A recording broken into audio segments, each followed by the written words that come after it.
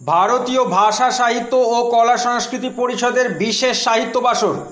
নদিয়া জেলার তেহট্ট ভিত্তিক ভারতীয় ভাষা সাহিত্য ও কলা সংস্কৃতি পরিষদ তাদের নিয়মিত মাসিক সাহিত্য বাসর ছাড়াও কোনো না কোনো উপলক্ষে মাঝে মাঝে বিশেষ সাহিত্যানুষ্ঠানের আয়োজন করে থাকে।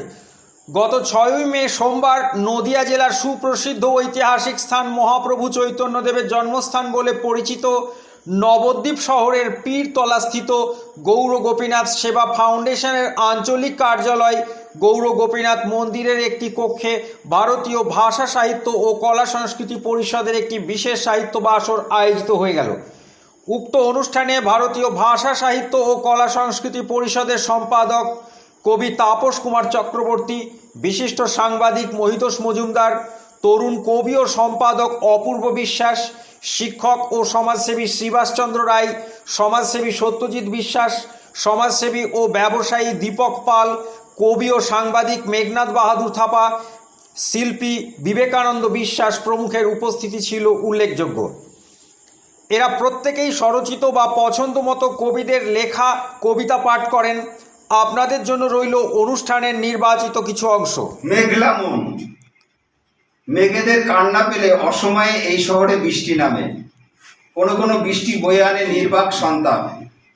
জানালার সার্সি ছুঁয়ে রাস্তায় নামলে মনের কোণে কেন তোর উপস্থিতি কথা মনে পড়ে, কেনই বা তুই আসিস।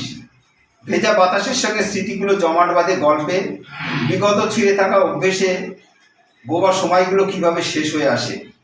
হঠাৎ বৃষ্টি যায় থেমে, জমা জলে ভাসিয়ে আসা কাগজের নৌকা যায় ডুবে।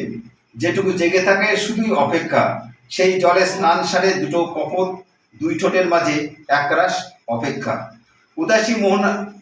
উদাসী মোগর কেটে গেলে তাকিয়ে থাকা জানলার সামনে মেঘলা মন কখন যেন একলা হয়ে পড়ে। নমস্কার। কবিতাটি নেপালি ভাষার আদি কবি ভানুভক্ত আচার্য সম্পর্কে লেখা। কবিতাটির নাম आदि कविलाई नमन। संस्कृत जान्ने विद्वान हरूको खेला थियो साहित्य को चर्चा त्यति बेला। गरियो तिमी भाषान्तर नेपालीमा, लोकप्रिय भयो रामायण आम मानिसमा। मातृभाषामा खुलियो ढोका साहित्य लेखनको, पढेपछि हटियो अन्धकार मनमा जन्मेको। गर्न चाहेनौ प्रकट तिम्रो महान कीर्तिहरू, मृत्युपछि भट्टले यो प्रचार गरेको सुरु। भानुभक्त गौरव हौ तिमी यो जातिको हाम्रो, सधैँ गर्छु पूजा मेरो यो मनले तिम्रो। बिर्सेका छैनौ हामीले तिम्रो योगदान, गर्दछौ नमन हामी आदि कवि हे महान। কবি মেঘনাথ বাহাদুর থাপার একটি কবিতা ধন্য আমার গণতন্ত্র, এই কবিতাটি পাঠ করছি।